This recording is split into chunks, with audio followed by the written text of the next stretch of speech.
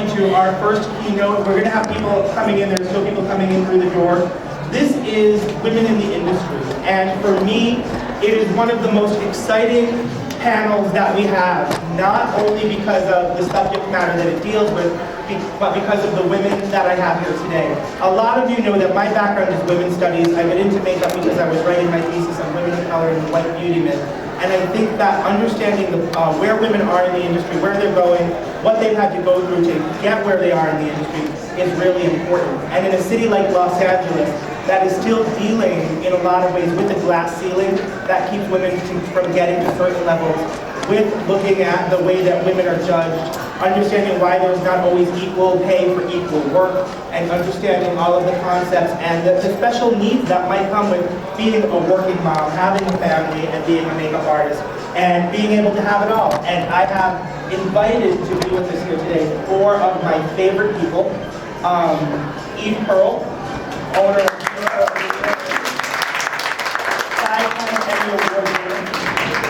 She is the Emmy Award-winning makeup artist for The View and The Today Show, and a lot of you know her from the internet, one of my favorite educators and artists working today.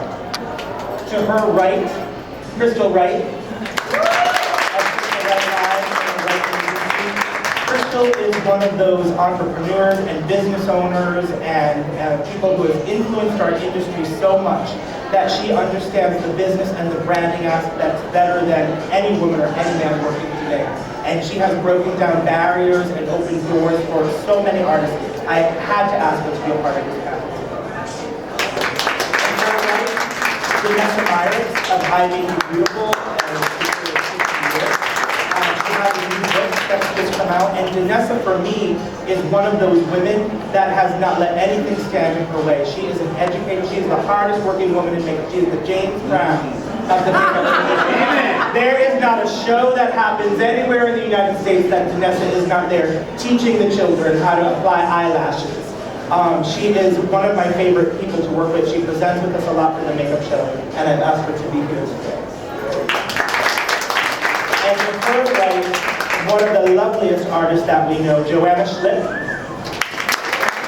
One thing you should know about Joanna Smith is not only does she have a product line that she sells, not only does she do more magazine covers every month than any other working makeup artist, but she goes out of her way to be available even during a busy Academy Awards weekend because she wants to be here educating other artists. And for me, I know how busy she is, and the fact that she's here with us this morning speaks volumes. So thank you, Joanna, for being here.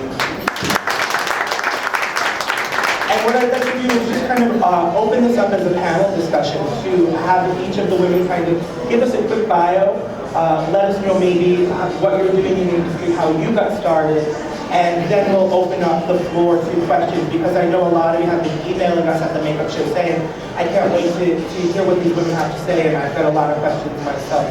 So Eve, do you want to start up here with Joanna? There's a microphone somewhere. And these are some big talkers up here too, so the fact that I'm just going to step aside, if we all get going, no one else. Yeah, no one will get a word in edgewise. Okay, my name is Joanna Schlip. I am now, I would classify myself as a celebrity makeup artist. I moved to Paris when I was 18. I walked myself into French Vogue and said, I want to work for you. I flew myself, I did not speak a word of French, and I only had enough to live on for a week. Fast forward, they took me on as an assistant. After that, within 4 years, I was working for French Vogue on my own. I lived in Paris, doing straight editorial and shows for 6 years, Milan for 5, London for 4. As I noticed the trend of celebrities starting to take over covers, I moved to Los Angeles. And since I've been in LA, I've written a book that was published by Random House. I was a judge on a television show. And what you will find out about Los Angeles is that it does offer you opportunities to pursue other things if you want to do it. I also created a brand called RCK because basically I sat on Kim Cattrall's couch, what was currently on the market, and I had to buy it. It's a $50,000 couch, and I left 2 bronze stains. And so I created something that wasn't available on the market. So you can come by the booth and check it out. But right now, just basically, like you said, I love doing covers as a makeup artist. I think that's my favorite thing in the whole entire world. And LA, I think, is a great place to be right now.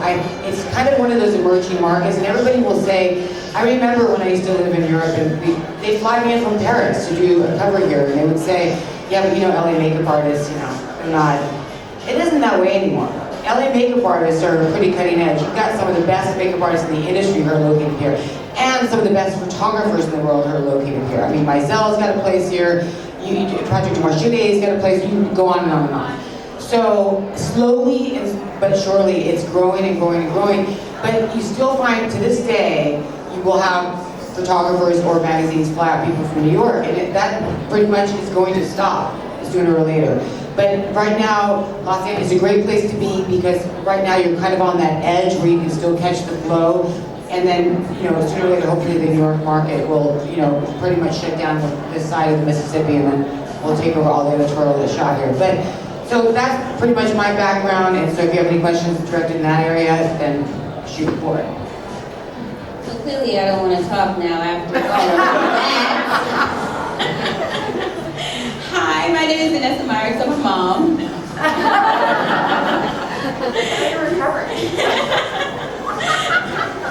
No, you're amazing. That was really awesome.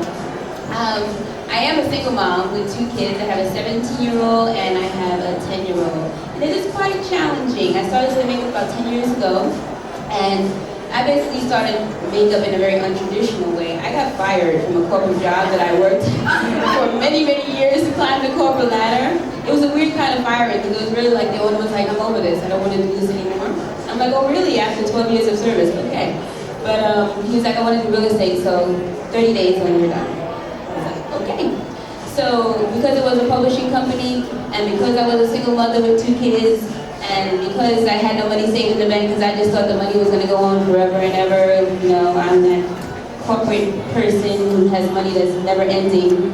I knew right away that I needed to do something that was quick, that wasn't going to cost me a lot of money or time. So at this publishing company, they would hire, obviously, makeup artists and hairstylists to work. And some of them were really good, and at the end of the day, they got paid. And some of them were really not good, but guess what?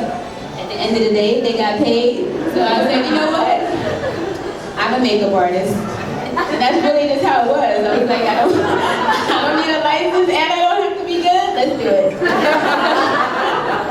I thought about my unemployment and I was like, okay. Back then it was like $400 a week, so I just sat down with my little notebook and my prayers, and I was like, okay, if I can get stipend on this month, this much every month, and I can buy this, buy that.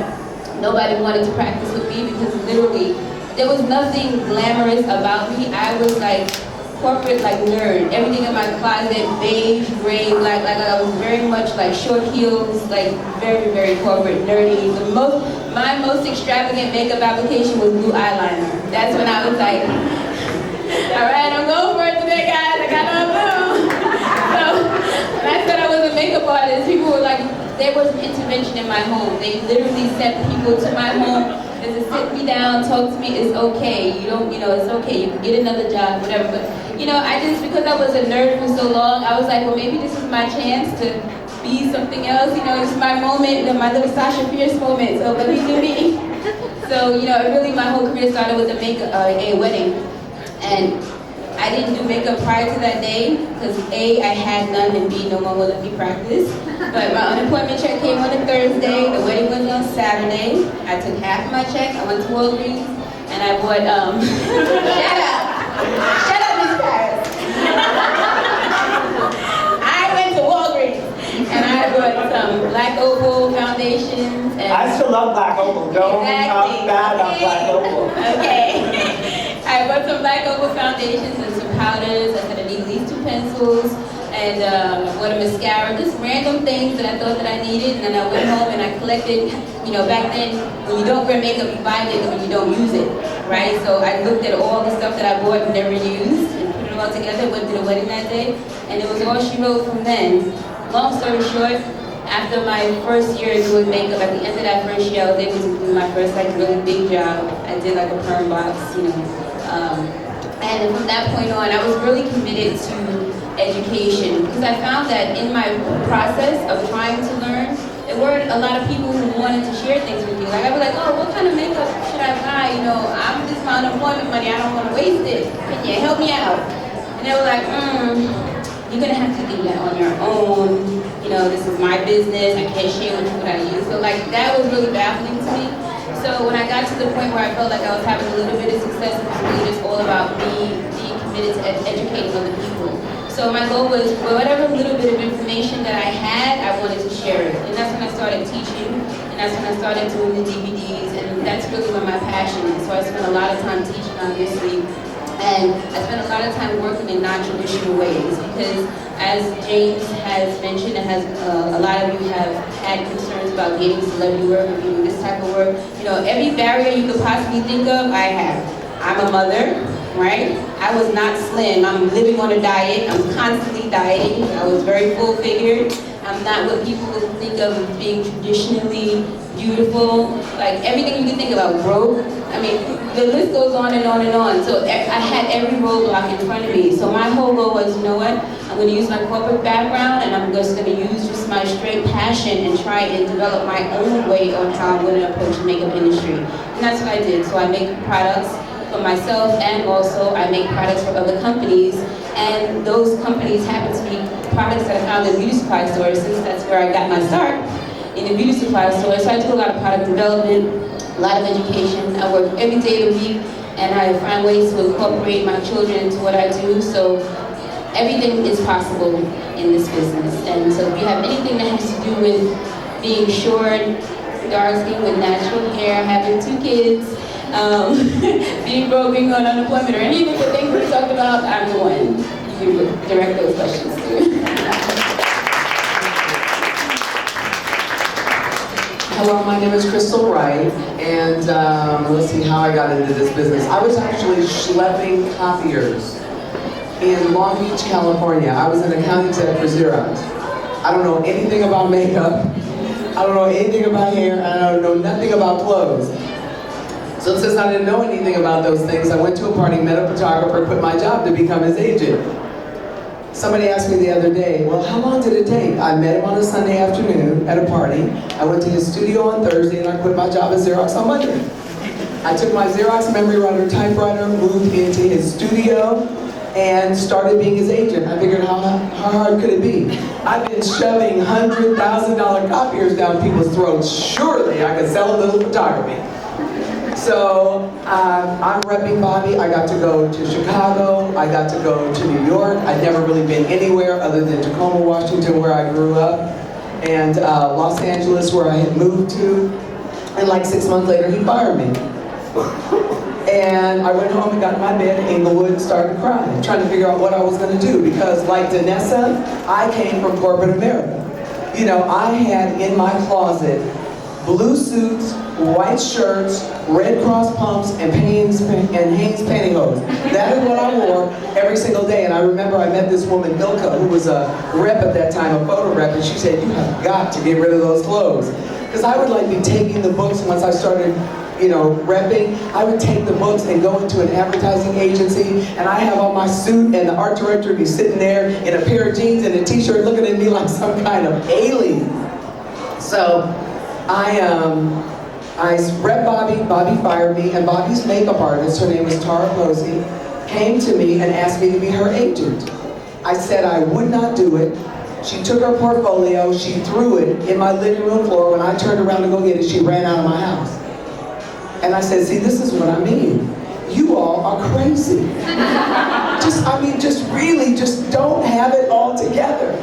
And so a couple days later, she called me back and asked me what I decided. I told her, I decided while you were here, I'm not doing this. I need a real job. I need to get paid every single Friday. So she comes back over and with bait in her hand. I call this was the bait. She had gotten a call from a producer that wanted her to do makeup. And all she's saying to me is, well, they want me to do her makeup and I don't want to negotiate it because I'm not good talking about money. Crystal, you're great talking about money. I'm like, what are you talking about? She said, they want me to do her makeup. I said, who is her? What are you talking about? She said, they want me to do Janet's makeup. I said, Janet who? She said, said Janet Jackson. I snatched a piece of paper out of her hand. Next thing I knew, I was on the telephone calling this producer. I remember his name was Phil Rose. And I negotiated her $950 a day on a 10-hour day, time and a half from 10 to 12, double time, triple time. When I got the check, it was $9,150. I did not go looking for a corporate job. I said, no, we're not going to do that. So I represented Tara. I picked up more hair and makeup people. I created Crystal Agency for makeup, hair, and fashion styling. And then in 1994, because I used to get calls all the time from people, how do I put my portfolio together? Nobody else would talk to them. I was the only person that would talk to anybody. You call Celestine, they're like, we don't have time for this, hang up the phone. You call Boutier, we can't talk to you, call me. I talk to anybody about anything as long as you want to talk. I would tell people, this is what your portfolio is supposed to look like, this is what your comp card is supposed to look like, your business cards. No, you're testing with the wrong photographers. So I decided to write a book, which became the Hair, Makeup, and Fashion Styling Career Guide. Which now, when I first did it, they told me nobody was going to buy this book. Nobody is going to spend $39.95 for that book. And I got the bookstore, Samuel Frank's on Sunset Boulevard, to take 10 of them. He called me back 2 weeks later, and he said he needed 25. A month after that, he bought 400 of them. I said, not that $39.95 book nobody was gonna buy. That book is now in its 5th edition. Thank God it's considered the Bible in the industry, not because I said it, but because makeup artists call me up in hairstyles and fashion styles all the time.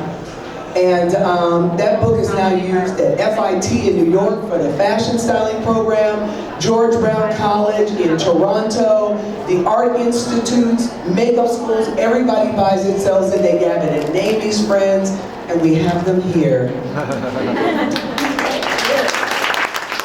I wish that it was in my hotel room in the drawer with the other Bible. That would have been amazing for the makeup show if we had it next to the Gideon Bible in everyone's hotel room.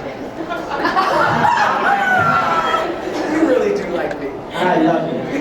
And by the way, I bought that book, the 2nd edition, and it really does help change your life or your career, which can affect your life. So Crystal, thank you on behalf of many of us that could not get an agent. My name is Eve Pearl. Today I could say I have 5 Emmys, I'm an author. I also, actually, it's interesting, there's 3 out of the 4, maybe you too, started out in corporate America. I also started out in corporate America. I used to take companies public, became a single parent. And I too was collecting unemployment when I decided to become a makeup artist. Because you figure someone says, can you do makeup? And you're like, well, how hard could it be? And when you come from corporate America, you're used to BSing about saying yes, but you can do something when you really can't. So when someone says, can you do makeup? You're like, sure. Because that's what you do when you're in corporate America. You just say sure to everything. And you're like, I'll figure it out later. And my first big job was for Al Pacino. That just being in the right, in the right place at the right time and taking out the opportunities that might come your way. Not everyone's gonna get an Al Pacino gig to come their way, but it doesn't matter. I worked in a non-fabulous world. I'm still non-fabulous. I've always been intimidated by the fabulous, which is fine. I work with real, regular women, and I feel there are more of us out there than the fabulous people. So if you can, there's a small handful that get to do the fabulous, and that's fine. But there's a lot of real women that just want to look good and feel good with products that are actually good for them. I mean, I do work with some fabulous women, but I find them to be regular just like us. I mean, I work on Meredith Vieira on the Today Show, who I was on The View for 9 years, the department head there, working on regular women. They weren't fabulous women, they were just regular women. And to make regular women look good every day is not an easy thing. I find myself to be, someone who's grown up with terrible acne and acne scarring and just all the problems one can imagine. If I could make myself get out of bed and get out of the house and not feel like, oh my God, if I could do that for others, that's really why I got into the business, because I realized the difference we can all make by just making women feel good about themselves. We really can totally change their character, because we're all in our character. This is a costume. I'm sure if you saw us a few hours ago, we're much more comfortable in our sweatpants or pajamas, in bed, eating chips, ice cream, whatever it is. But we all have a costume. And this is one costume, this is one costume. And if we can help women look in the mirror and and see not a mask, but something that brings out the best in us, you know, that's such a huge thing. And I started teaching because no one would teach. And no one wanted to show us anything. I thought, wow, you know, there's plenty of work. It never hurts to teach and share information with others. And that's a huge gift that you don't realize, that we not only give, but we get back. So that's why I started doing the videos, for instance, on YouTube, because I realized all these huge makeup companies, and nobody teaches it. No one knows how to put makeup on. You've got like billion-dollar companies, and women still are insecure about, how do I put on eyeliner? How do I put on fake lashes? And you're like, you know, how do I match foundation? So I think education is a very important thing, and I think most of us, you know, are here. Like I'm here with the Today Show. I work on Ariane Huffington. You know, again, a real regular woman, but she just sold the Huffington Post for $315 million. Give me a real woman that has money to work on. I'm happy. I'm real happy to do that. But just like these incredible women sitting up here, we didn't set out to be, I mean, I don't know, I didn't set out to be fabulous, I'm still not. We just set out to do what... You're fabulous. No, oh, thank you. But really, if you just, because people will ask, you know, how did you get, like, tell me the path. There is no path. If you do what you enjoy to do, if you just stick with it, just do it, just keep doing it. And try 10 different things. They might not, they will not all work. But if 2 out of the 10 work, how great is that? And you never know where you might end up. I don't know if any one of us thought we'd be doing exactly what we're doing right now, the places that we're doing them, but I get to be the 4 seasons with like cool people and someone else is paying for it. How great is that? I get to come here and like, you know, juggle. And yeah, I work every day of the week. I don't really want to be working every day of the week, but I do because we're still in that mentality that it's hard to let somebody down who's counting on you, because if they don't get their makeup on the way they're used to, the world is going to come to an end. In a way, it's a great feeling to be needed, but it's, you know, there's like a lot of great things and a lot of some responsibility, because we all are nurturers. I feel half of what we do is nurturing people and just like an emotional thing. So I'm going to stop talking because I'm going to hand this over to the ladies out there. But really, I mean, we're all just very fortunate to be able to do something that makes people feel so amazing. Whether it's a woman or a man or a child or, you know, a burn victim or somebody that has discoloration or acne, or, you know, the things that we do in this industry can truly help change people's lives. And it's something as, some might say frivolous, but I don't think it's frivolous, I don't think it's vain, and I don't think it's looksist or age. This is the reality. We're in a society that is looksist and ageist and fattest and all of it. Whether we want to, you know, admit it or not, it's the reality. So if we can help people kind of have that visual competitive edge, more power to all of us. So good luck to all you guys. Thank you.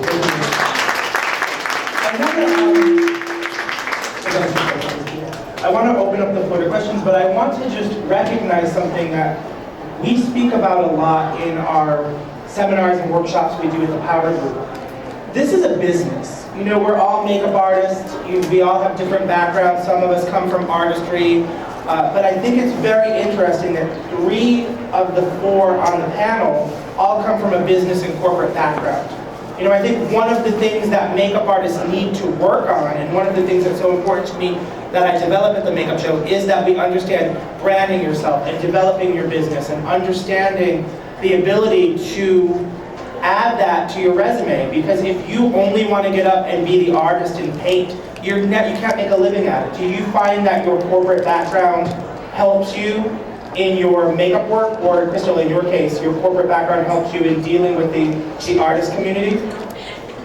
No, 100%, and that's, you're so right about that, and that's something that I try and teach my students all the time. I'm passionate about doing makeup, like, more than you possibly can know, but I'm more passionate about feeding my children, paying my mortgage, you know, being able to go on vacation with my family, buy things that I want, and that you have to be able to earn consistently in order to do those things. I know a lot of fabulous, gorgeous makeup artists that are more fabulous than you know, but then they are calling me like, can I borrow $100 to pay my cell phone bill? Because they're excited about being fabulous.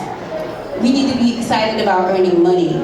So my whole perspective was, I don't turn down, in the very beginning, I never would turn down work. It didn't matter how much I was getting paid because I wanted to be earning every day. I literally would have a calendar, and on every day of the calendar, there had to be a dollar amount. And my goal was for each week, I just wanted that number to go up at the end of each week. Everything was about monetizing. So immediately when I find something that I connected to, that I did well, my first thought was, okay, how can I make sure I get really, really good at this so I can call myself an expert? And then secondly, how I can monetize it. I mean, that's the biggest thing. It's a fine line as an artist because you don't want to be taken advantage of, but at the same time, you have to put yourself in places and spaces where you can move forward. I think one of the biggest things that I've noticed with a lot of the artists that I communicate with is that there's not a lot of movement in any direction. Like if it's not a big step, then they don't want to take any step at all. And it's all those little steps that increase your income incrementally and then turn into big, gigantic steps. So it's really just about thinking, one, always, how is this going to monetize for me later? And working for free does monetize for you later, right?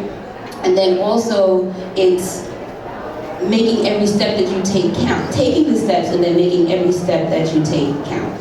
Absolutely. Thank you. I have conversations with makeup artists every day. Because I do I do a class called Packaging Your Portfolio, Marketing Yourself as a Freelance Makeup, Hair, or Fashion Stylist. And it's all about business and nothing but. And I was talking to an artist the other day, and a lot of makeup artists just playing at being makeup artists. It's just fun. You're just playing at being a makeup artist. If you call yourself a makeup artist and you don't have a website, you are playing at being a makeup artist. If you call yourself a makeup artist and you don't have a comp card, you don't have a business card, and every time you go out and somebody asks you for your business card and they ask you about your website and you tell that lie about how it's under construction, I'm so tired of that under construction lie, I don't know what to do. If you call yourself a makeup artist and you think Facebook is your website, you're not a makeup artist. If you call yourself a makeup artist, you think MySpace is your website, Model Mayhem, I'm sorry, is your website. It's not. Because what people don't think about is when you're sending somebody to Model Mayhem to look at your makeup, they might see some other makeup artist that they like better than you. Do you go to the Nike store and see Adidas? No. Right? But you are sending somebody to Facebook to look at your page, and all of your friends are makeup artists, and they see somebody else's stuff they like better than you, and you don't know why you didn't get the phone call. Because you're just playing at being a makeup artist. Makeup artists make money. If you are trying to support yourself as a makeup artist, you have to act like a business person. You are an entrepreneur. You should have real invoices. You can go to FreshBooks and get an account and put 3 clients on it for free. How are you sending out your invoices? Are you doing jobs, don't have a deal memo, can't understand why you don't get paid? That is playing at makeup. I think that's what we are. Thank you. And I think it's funny too, like, I don't want to make this about me again, but a lot of you have heard me speak, and it's funny how so many of us give the same advice. I work every day, you know, and when makeup artists tell me, oh, it's really slow, or it's this, or it's that, I'm tired of getting on planes and flying places. You know, but I don't turn down the jobs when they're the jobs I need to do. And if you take the advice that these women are giving you, you will become that artist that works every day. But I love hearing the fact that we all say the same thing. Can I say something? It's not slow. Did you turn on the TV yesterday and saw red bars going across the TV? No, that's because somebody is doing hair, makeup, and clothes on every single TV show. When I grew up, which was a long time ago, at 11 o'clock the TV used to go, boo. There was nothing on. There were like 8 channels. There are hundreds of TV channels. Did you go to the magazine stand the other day and see holes where the magazines used to be? No, that means somebody's doing makeup, hair, and styling every single day. And if you're not getting that work, it's because you're not prospecting for the work. It's because you don't have the right tools. It's like the same people, I'm on the soapbox, I'm sorry. The same people who say, I can't afford a website, I can't afford to do a contract, I can't afford business cards, I can't afford a portfolio. will go out and spend more money than they have on a pair of shoes and a bag. So I'm not trying to hear any of that. None of it. Thank you. I want to open up the floor to questions because although we have these amazing women, I had to pull them. Is that me? Sorry. I had to pull them all the way from, that was my plosive. I had to pull them all the way from their booth to be here, so. Any questions? Any questions from the audience? Anything? Yes. Okay, you're from Tacoma. And I'm from Seattle. I've been there for 6 years at least, and I've done all those things, you know. The comp cards, the set cards, and I've had a corporate job for like 15 years that I've left, and so all your stories really speak to me personally. How do you get started, or did you get started in a small town? Because I've done all the right things, the websites, I've marketed myself, I'm talking to people.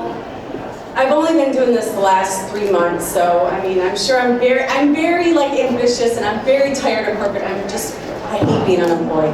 So I'm like really trying to make this work, but then I got all these things together, and I'm sitting here going, I'm bored, you know, like in Seattle, I mean, other than cold calling, I just don't know what to do. And I'm just wondering if any of you had that experience, and I'm planning to move to LA. I mean, it's in the works, but until then, I'm just curious if any of you worked in a small town, which I consider Seattle kind of small in that area. Let me just take that for a moment, because here, again, it's like when they ask superstars or celebrities or actors, do you want to be an actor or do you want to be a celebrity? It's like, do you want to be a makeup artist or do you want to just necessarily be a makeup artist only in television? I have to just, again, add this. You can be a makeup artist anywhere. I lived in Pennsylvania and I did makeup for a TV station in Pennsylvania and also did other things, but you have to find the business. The business is not going to come to you. It's like the same women that are looking for a man, can't find a man. He's not going to come to your house knocking on the door. He's not. You know who you are. Those of you sitting at home working 24/7, he's not going to come here. If he's going to come here, he's going to want you to put makeup on him. Or anyway. No, but even just to say, going back, you have to find opportunities elsewhere. For instance, one of the reasons I developed my line, ePearls, because people kept saying, I love what you're doing. I love what you're doing. You know, what product did you just use on me? And I used to open up my big palettes and say, well, this color or this color or this color. They'd say, well, can you do this for me? Can you do this for me? And I realized, wow, there's a missed opportunity. I either keep sending them away somewhere else, or I have to go and put together little kits for them, which would drive me crazy. I developed a makeup line, ePearl. Makeup and skincare for every complexion. We did this and we realized all these people, other makeup artists, you all are out there, people would say, well, what are you using on me? How many of you send them off to other places? Or like, you know, point at your big palette, say this color, this color. Why aren't you selling makeup to the people that you're doing makeup on? Why aren't you, when you're doing your wedding, when the bride is getting done, and all her 6 other girlfriends, bridesmaids, come out and 2 of them look like hookers, why aren't you telling them, you know what, you should have everybody wear the same makeup scheme, become their consultant. Their makeup, say, you know, why don't I put together little kits for all of your girlfriends so nobody shows up embarrassing you and looking bad on your pictures that you just spent a fortune on. Now you can sell them 6 makeup kits. Sell her the products. Work with companies. I'm sure there are plenty of companies here. We certainly do it, probably you do it, probably work with companies that will give you a percentage off. Like we'll offer up to 65% off to makeup artist resellers. Why not make the money yourself instead of sending them off somewhere else? Just, you gotta be you are all entrepreneurs. As Crystal says, I'm sure you ladies, we're all entrepreneurs. We love what we do, we're passionate. But I was tired of sending them off to other makeup artists, other stores. Why? Don't send people off elsewhere. Keep them to yourself, be their consultant, be their high-end Avon or Mary Kay lady, they're pro. So they come to you and you can put together the kits for them that work for you. So we offer that, come to us or many of the companies that are here. And that's something that regardless of if you're in a small town or a big city, it's focusing on the clients that you have and the type of work that you're doing and becoming the best on that. And one of the things that Joanna Schlip always says that always sticks with me, and it's one of the reasons I invite her back to all of our shows.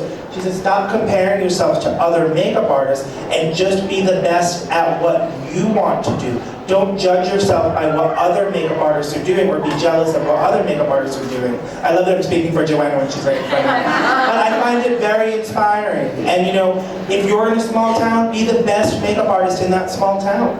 You know, do not limit yourself and judge it by the fact that we have New York and LA. There's makeup that happens all over the country. So, Joanna, did you want to add to the small town question, or do you want to open up the floor to another question? I think she answered your question, correct? No. Yeah, I guess I don't know how to drum up businesses. Like, I don't have any clients. Go to an office. You gotta hustle. There's nothing that will compare to, and let me tell you something. I've been doing this for 25 years, the hustle never stops. The minute you stop hustling, the minute you might as well turn into brushes. It never ends. And even for those of us that have agents behind us and companies behind us pushing us, we're still up every day, letting people know where we are, letting people know what we do. And with that said, I mean, I happen to be repped by one of the best agents, but it doesn't matter who you're repped by, because at the end of the day, they book you. They don't really care who you're with, they book the artist. So if you're not the best you can be, and you know, either celebrity doesn't feel comfortable with you, or you're not doing amazing work, or you're not professional on set, whatever it may be, they're not gonna book you again. I don't care who you're repped by, it doesn't matter. They're looking for you. And one more thing about what he's saying, don't compare yourself. You know, you may do the same makeup exactly, we may have the same products, same kit. But the difference is you're gonna put down the brush before I am, or vice versa. No one, and I mean no one, will do the same application. It's impossible. So, you know, when he said, you know, don't compare yourself, that's really true. Don't compare yourself to other artists. You create your own path, your own way. And there's no reason why you all shouldn't be working, because like Crystal said, there's a tremendous amount of work. I mean, I turn down jobs. I'm working every day, he's working every day, you're working, we're all working every day. And I'm turning down work. So there's a tremendous amount of work happening. I gave out 5 jobs this week to other artists. Exactly. Can I just say something to answer her question though? Because I understand the question she wants to know. She doesn't get what is she supposed to do now with all these tools. I'll tell you what I tell people in my class. The first thing you need to do is focus on something that you want to do. The problem that makeup artists have, and it's the same problem that hair and fashion stylists have, is that you need to decide where you want to be in 5 years and work backwards.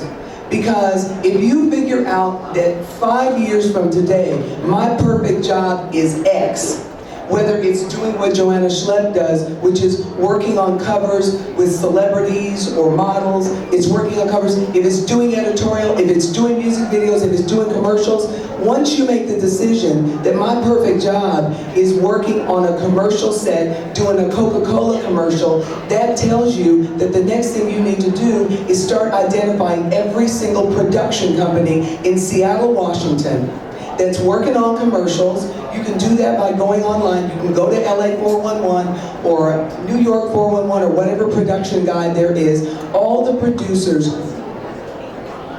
Yeah, and Celestine has an office up there. Celestine has an agency up there. And all of the, like in my hair, makeup, and fashion styling career guide, all the agencies are listed and what their expectations are of you. But the point is, decide where you want to be. Once you've decided, then you can say, well then I need to send my work to these production companies. Production companies have producers. Producers, production coordinators, production managers, anybody whose name is producer in front of it. That's who you want to send your stuff to. All of their email addresses and phone numbers, you can find them online. If it's a phone number, we all know now it's a cell number. You can send them a text. Just don't be a stalker. Don't do anything more than once a month because they'll call you a stalker. Thank you. Hi, my name is Susie, and I live in LA. I'm a makeup artist here, and my question is sort of multifaceted. I'm also a single mom. I've been doing makeup for about 6 years, and I also worked in a different industry before I guess makeup found me or I found it. And there are several things that I've run into as dilemmas for me, which is getting an agent, sometimes not having enough material that's agent worthy, or getting into a union. I have a client who's about to develop a TV show, and I'm not in a union, and so I keep running into these walls where I have a website, I'm just not sure it's right. Do I have too much wedding stuff on it and not enough media stuff? I have so many questions, and I feel like I need to be like wrangled or something to be guided as far as what my next step is and how to sort of find my next footing. Okay, first of all, let's talk about the union thing. You don't have to be a union artist to get on a union job. There's a thing called a celebrity request. I'm not in the union, but yet I've done plenty of union jobs. If the celebrity wants you, they'll bring you on. End of story, it'll be in their contract. So take that out of that's not an excuse for you anymore. Second thing that you asked was the fact that you can't get an agent because your book isn't worthy, quote unquote. What does that mean? Get more pictures, get more stuff. And a lot of people work without agents. What agents are good for are the negotiating your rate and for collecting the money, basically. If you can do that, you can start without an agency. And most agencies are so, they're packed. I mean, the rosters are full. Look who's in LA. I mean, they've got some of the best artists in the world here. So what's gonna separate you if you come with a clientele? So you need to start out there, hustle, you need to figure out the billing, and Crystal, it's in your book, right? So get her book, figure it out, and do all that, but in the meantime, test, and get some images. It doesn't have to be a tear sheet. And one more thing, and I swear to God on this, if I see another book of somebody who is working out there, wants to assist, or whatever, starting out, that is overly retouched, I won't even look at your book. And don't put candy in your pictures. It's a big thing in LA. Everybody's candy on their faces. I don't want to see one more portfolio with candy glued to somebody's face. Exactly. But I've heard so many artists today that say catch it and post. Well, I started when there wasn't post. And so it had better be perfect because that was on the cover. If I hear one more artist say catch it and post, or I didn't have enough time, or if I look at their image and it's overly photoshopped, you're out the door. No agent's even gonna look at you. So get it right, show it organically, and show what you can do. How do you test? How do you test? You find photographers, and you hook up a model, and you shoot. It's pretty easy. You've got to find other people that have a vested interest in developing. In Crystal's books, yeah, she has all laid out for you. It's totally all laid out for you. Thank you. And the other thing I want to address to you, because we hear that a lot at the LA show especially, you've got to test. I can't tell you how many artists will say to me, oh, I don't test, or you go on Malcolm, I don't test. Pat McGrath is testing, Billy B is testing. I was just going to say, I still test. Joanna Smith is testing. If you have something that you want to do and you know that no one's ever going to print it, like, I don't know, putting lube on somebody's face, or whatever the hell you want to twist it, you're going to have to find somebody to shoot it on your own, because let me tell you, the cover in style isn't going to do that. So. And if you're interested in learning more about testing or asking these questions of the women, all 4 of these women are here with their brands at the booths, and you can go and talk to Crystal or Joanna and talk to them individually about a lot of this. But again, Crystal's book has it all laid out for you. It's a one-shop, stop shop. Thank you. Next question? What's one of the biggest challenges you have with a client or in the industry? What's one of the biggest challenges you have with a client? You mean with a celebrity? Yeah, or just in general when you start your career. What's one of the biggest challenges? I mean, I didn't really look, I would say, you gotta show up. You've gotta be there. And I think one of the biggest challenges was, okay, I'll give you one for example. I came from Europe, and my book was outrageous, because the more outrageous your book was, the more you worked in Europe. They knew you could do natural pretty. I moved to Los Angeles, nobody wanted their face fucking painted green. They just didn't want with red rhinestones up to here and stuff. And I worked with Pat on a lot of shows and stuff. You all know about McGrath. And so, my book was outrageous. So when I first came to Los Angeles, I could not get a publicist to book me for their clients for the life of me. I was unemployable. And then my book landed on the lap of Pat Fields. For some reason or another, it landed on, and she was like telling the girls from Sex and the City, you don't book an LA makeup artist. And my book ended up in front of her, and guess what? Sex and the City blew up. And I was doing all of those girls for, you know, all of their appearances, covers, et cetera, et cetera. So that was luck, but it was like also being at the right place at the right time. And I think a lot of it, you know, you have to have skill, you've got to have luck, and you've got to show up. And you got to, when you do get the job, you got to be prepared to do the job. So again, practice, practice, practice. So I think a lot of it is just, it's timing, it's luck, but when you get there, you better know what you got to know your stuff. So is that answer your question? It's mostly like some people want avant-garde makeup, and then when you do it and you show them poorly, they're like, wait, can you do pretty makeup? Like, Right, you need to have a wide variety, right.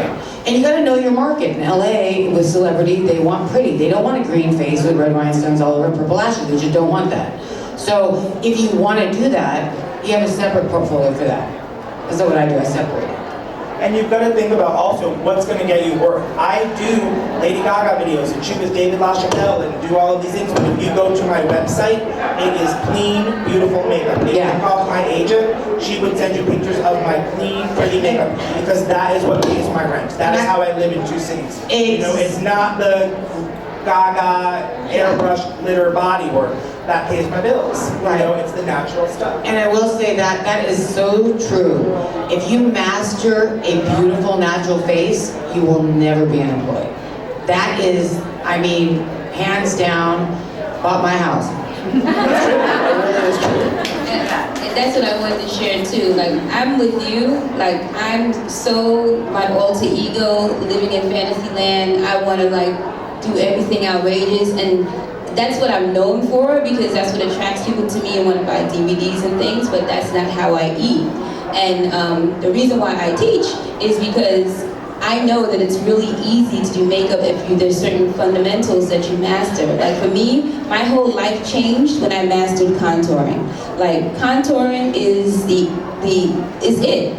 Once you master making a beautiful palette, just clean, natural palette, looks sculpted and amazing without color, that's when you're brilliant, right? So focus on the fundamentals. The fundamentals are key. A lot of people don't want to pay attention to those things because it's boring, but that's the way you eat. 95% of the money that I earn, like from somebody else, is from doing that. Now, 150% of the money that I make for myself through my own business is through all the fun and fabulous stuff, right? So, for you, if being fun and fabulous is what you want to do, then you have to find a way to develop a name for yourself doing it, and then find a way to monetize it for yourself. Like if that's how you live and you can't wake up and do makeup unless you can do something funky, then tie something into it so you can make some money.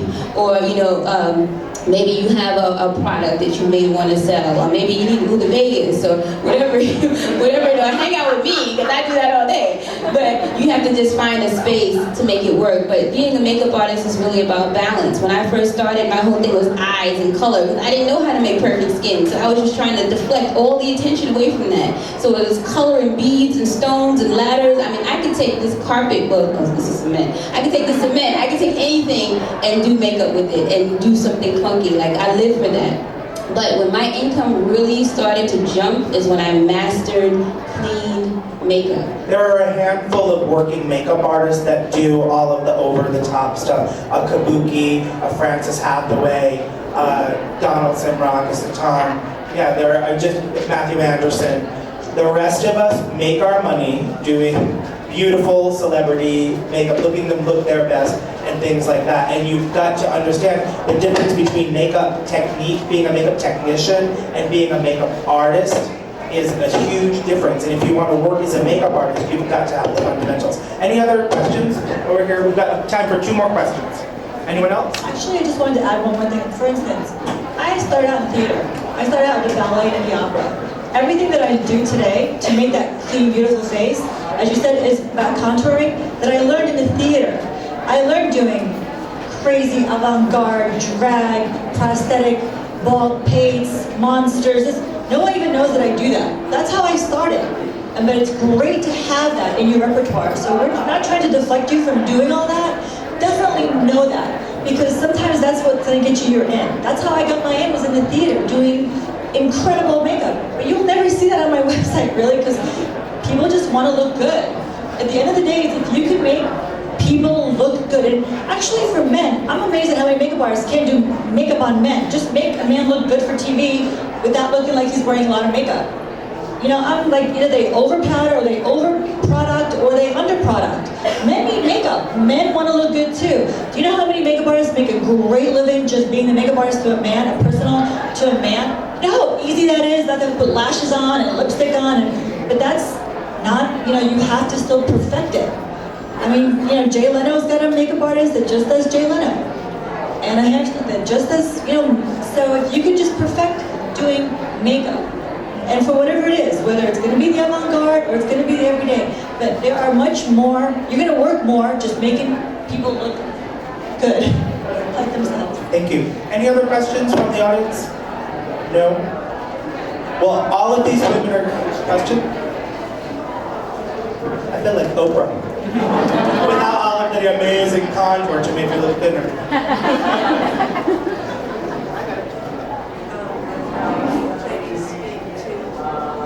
Pushing through the male dominance in this industry, communicating with that, and getting past it all. Can you speak to breaking through that glass ceiling? How do you get through the male dominance in the industry? I'm just going to speak for myself. I haven't experienced that personally. I mean, there's always going to be some reason why you feel there's someone else who's doing it. The dominance is the same handful of people are doing all the jobs. That's the dominant. That's what's hard to get through. It's not really male-based or, you know, straight or gay or color. There's always issues. There's always going to be a reason why someone's going to, you know, choose maybe somebody else over you. But you have to realize the same handful of people are doing most of the print, are doing most of the TV, they're not going to give up their jobs for anybody. So you've got to find a way to assist or to create your own business. Yeah, the two issues that I've had have been like, I found that most people feel like a male makeup artist can do everyone. They don't question. They can be black, Asian, white, whatever. If you're a male, you can do everybody. And when they look at me, they're like, okay, well, she can do dark-skinned black women. That's it. You know what I mean? So for me, in that challenge, it was just about proving them wrong. I just need to show you that I can do everything and more. Does that make sense?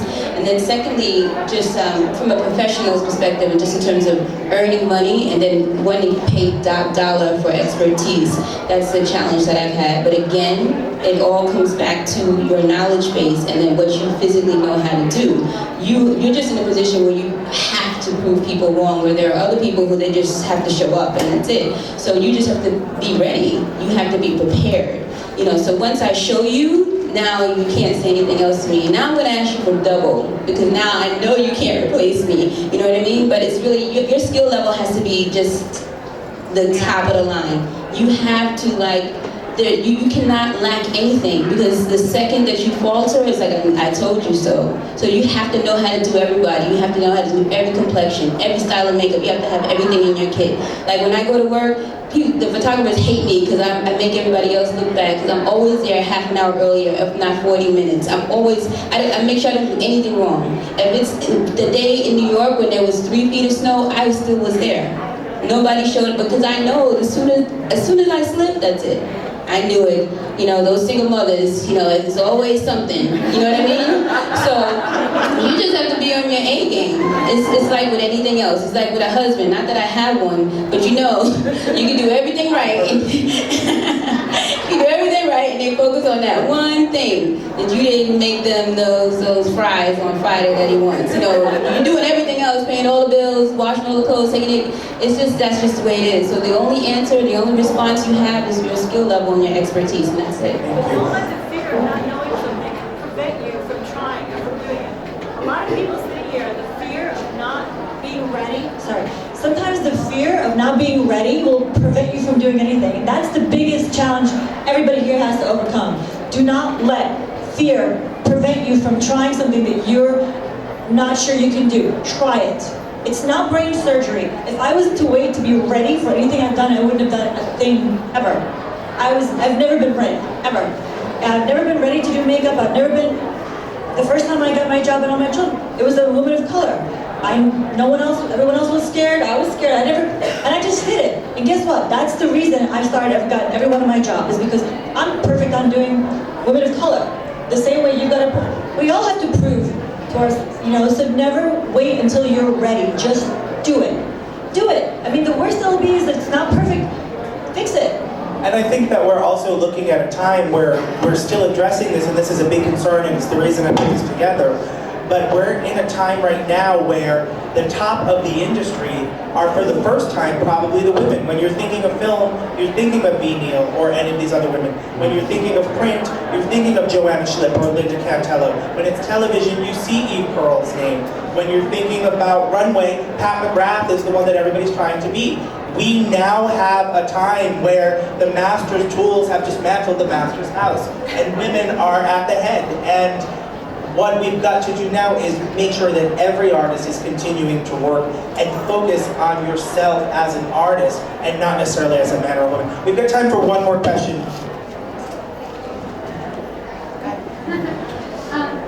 Well, maybe you did say that you were single moms.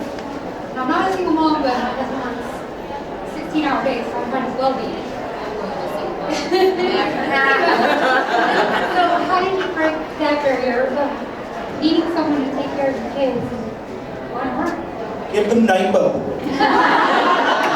I'm joking. And that's a really excellent question, and that's why it's really important that you kind of, as artists, and not saying that you do this, is that you take out of your mind this fantasy of what a makeup artist is to you, and then come down to the real world and perfect your makeup and work your makeup in a way that makes sense for your real life. There's like a million ways that you could do makeup under the radar. Like all these artists that I see that I come here, I hug, oh my God, where you been? I don't see any other artist in my whole life. Every day is just me. Because I just do what makes sense for my life. Take jobs that make sense for me. I never see any other makeup artists. So you have to find a way to create your artistry and create your business around how your life works. And it's kind of like she said, for you, it could be bridal. For you, it may be having very specific, consistent clients. Like there's, I do a lot of stuff in the hair industry because I know what makes sense. They do a lot of things on the weekends. Everything is on Sundays and on Mondays. Great days for me. I know that when the shoot is over, it's over at 5 o'clock. It's over at 6. I don't have to worry about being there till 3 o'clock in the morning because it's a video. So I just create my work life around what makes sense. There are 10,085,000 different ways to be a makeup artist, I promise you. If you come to my booth, I will write them all. I'm just kidding. But really, and the thing about it, the great thing is that you can create your own way of doing it. I know a lash technician who makes like $150,000 a year just sitting in her living room doing lashes in her living room, period. Yeah, so there's a million ways to make money as an artist. Just erase the ways and just don't think about the ways right now that don't make sense for how your life works. And just think about how does my life work, how does my time work, what can I manage, and create a business for yourself that makes sense and all of that. Now, because I make product, my kids, we sit down right in the living room, my little factory. I have them call all their friends and they just get to work, packaging, labels, Child's labor. put it up in boxes. This is our family time right now. I love you and you love me. Let's do this together. So there's always a way to make it work. Anyone want to add to that? I actually wanted to answer the other question because I don't know anything about makeup, but I want to answer her question about this glass ceiling. And my feeling is this: the internet has leveled the playing field. Nobody even has to see you, know what you look like, nothing. When I got started in this business, I can remember there was Celestine, Cloutier, HMS, Alamo, Zenobia, and Crystal. And they used to call me the Black Agency. No, that's real. And it's funny because last night when I was out to dinner, it was me and Victoria Stiles and Stephanie Bloor and a bunch of us, and I looked around the table and I saw all these different women of all these different colors and all these different nationalities.